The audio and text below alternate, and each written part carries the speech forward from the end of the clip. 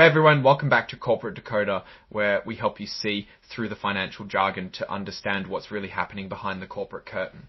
Today we're diving into a report that might seem a bit dry, but it's actually packed with clues about the energy companies powering our lives. Get ready because we're about to decode the latest filings from the folks at TXNM Energy, also known as Public Service Company of New Mexico and Texas. New Mexico Power Company. Before we start, if you appreciate getting straight insights from corporate documents, make sure you're subscribed. We also have a Discord community linked in the description below where we discuss these filings in real time. This is a pretty standard filing, an 8K, which means something important happened recently that the public needs to know about.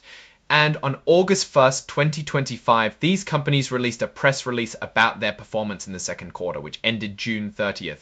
Think of it as a quarterly checkup for these massive energy providers. Now, the real meat of this report is the discussion about their results. Companies like these, who are in the business of providing essential services like electricity, often face a lot of scrutiny. They have to balance making a profit with keeping their services affordable and reliable for all of us. Here's a really important point they make early on, and it's something we see a lot. Companies often use what they call non-GAAP financial measures. What does that mean in simple terms? Well, GAAP is like the official rulebook for accounting. It's designed to make sure everyone reports their finances in the same way so you can compare apples to apples. But sometimes companies feel that GAAP numbers don't fully show the picture of their ongoing business health. So they'll create their own special ways of looking at the numbers don't fully show the picture of their ongoing business health. So they'll create their own special ways of looking at the numbers don't fully show the picture of their ongoing business health. So they'll create their own special ways of looking at the numbers don't fully show the picture of their ongoing business health. So they'll create their own special ways of looking at the numbers, taking out certain things they consider unusual or not part of their normal day-to-day business. For example, they mention something called ongoing earnings and ongoing earnings per diluted share. They use these numbers to judge how well their operations are really doing and even to set goals for their managers. They might exclude things like the ups and downs from investments they've made or costs related to shutting down old parts of their business like pension expenses from a gas distribution business they no longer operate. They believe this gives you a clearer view of their core business, stripping away the noise. They argue that by using these non-GAAP numbers, which they've been using for a while and are common in the energy industry, investors can get a better handle on the company's true earning power and make consistent comparisons over time.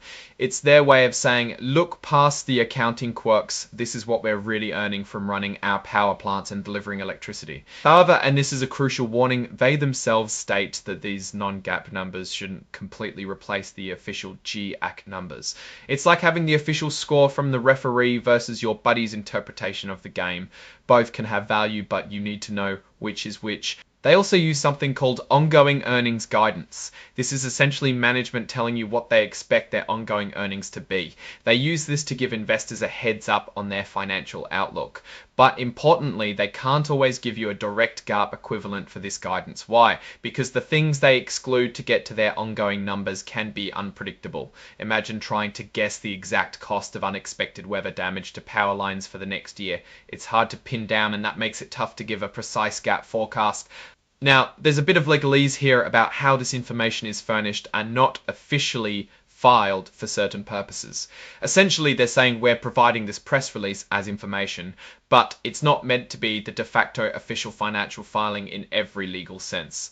It's a common practice for companies when they're providing results in a press release that supplements their quarterly reports.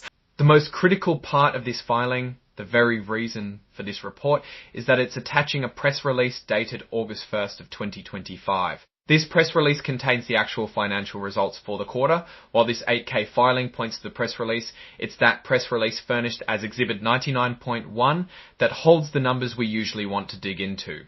Unfortunately, the actual numbers from that press release aren't directly embedded in this particular document in a way that we can quote specific figures here. This 8K acts more as a notification that the results are out. However, based on common industry practice and the language used, we can infer the type of information they are sharing. They released their performance for the 3 and 6 months ended June 30th. Typically, these reports would detail revenue, operating expenses, income from operations, earnings per share, and potentially comparisons to the same period in the previous year. They would also likely discuss significant events that impacted their performance during that quarter. They mentioned excluding items like mark-to-market gains and losses on economic hedges, which are financial instruments used to manage risk, and changes in the value of investment securities.